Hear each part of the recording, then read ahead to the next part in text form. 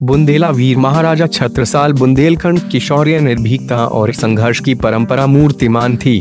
उनका स्थान इतिहास में उन भारतीय वीरों के मध्य है जिन्होंने शिवाजी और राणा प्रताप भांति मुगल साम्राज्य को उखाड़ फेंकने के लिए जीवन भर संघर्ष किया और वे बुंदेलखंड के एक बड़े भूभाग को शक्तिशाली मुगल सम्राट के पंजों से मुक्त करा सके।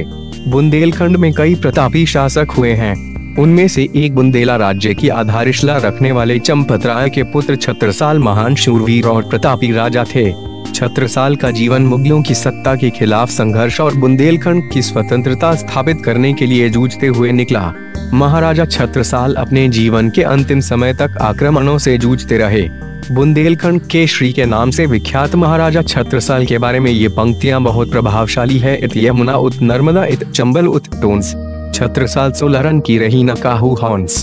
मध्यकालीन भारत के बुंदेला राजपूत वंश के महाराजा छत्रसाल का जन्म साल 1649 में 4 मई को हुआ था। छत्रसाल 4 मई 1649 20 दिसंबर 1731 भारत के मध्य युग के एक प्रतापी योद्धा थे जिन्होंने मुगल शासक औरंगजेब से युद्ध करके बुंदेलखंड में अपना राज्य स्थापित किया और महाराजा की पदवी प्राप्त की।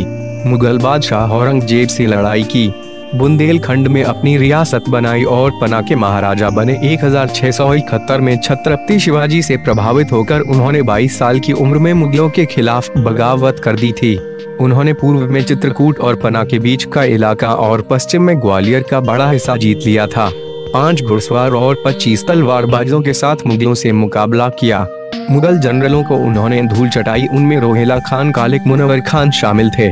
कहते हैं उनके बचपन के साथ ही महाबली तेली ने उनकी धरोहर थोड़ी सी पैतृक संपत्ति के रूप में वापस की, जिससे छत्रसाल ने 5 घुड़सवार और 25 पैदलों की छोटी सी सेना तैयार कर ज्येष्ठ सुदी पंचमी रविवार वे सन 1728 सन 1671 के शुभ मुहूर्त में औरंगजेब के विरुद्ध विद्रोह का बिगुल बजाते हुए स्वराज्य स्थापना का बीड़ा उठाया।